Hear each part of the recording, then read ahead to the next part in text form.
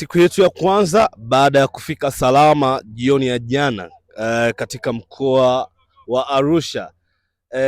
Mimi naweza kusema hii ni phase 2 baada ya kumaliza phase 1 ya pre-season katika nchi ya Rwanda, pale Kigali tuliposhiriki michuano ya Sekafa Kagame Cup.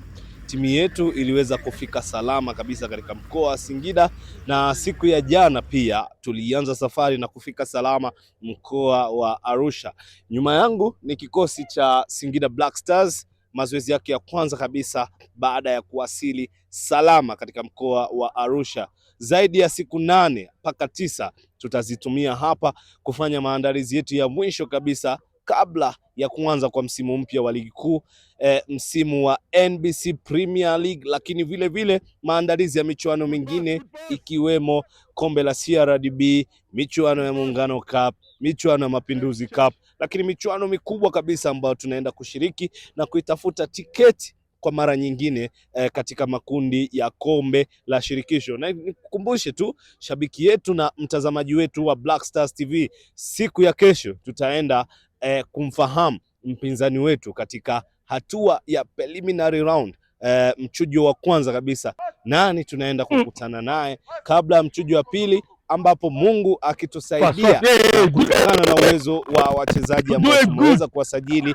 msimu huu, Singida Black Stars kuingia hatua ya makundi kwa msimu wa pili mfululizo. Na taarifa nyingine iliyoweza kutolewa jana kupitia kurasa zetu za mitandao ya kijamii, benchi jipya la ufundi chini ya kocha mkuu Papi Kimoto Okitankoi, lakini pia wasaidizi wake Captain Goy na Hamis Jocelyn Tambwe, huku meneja na senior team akitangazwa kuwa Fred Chalamila. Na hapa kikosi kimekamilika rasmi. Maandalizi yetu ya msimu mpya yameanza sasa hapa mkoa wa Arusha, na tutahitimisha hapa kabla ya kwenda kucheza mchezo wetu wa kwanza kabisa wa ligi kuu ya NBC siku ya tarehe 14 saa 1 usiku. Hivyo mwana Singida, usikose kupata burudani hiyo, kushuhudia nyota wako wapya kabisa wakicheza mchezo wao wa kwanza katika ardhi ya nyumbani. Mimi ni Pablo Almas na nyuma ya kamera ni Musa Alhaji. Tuko hapa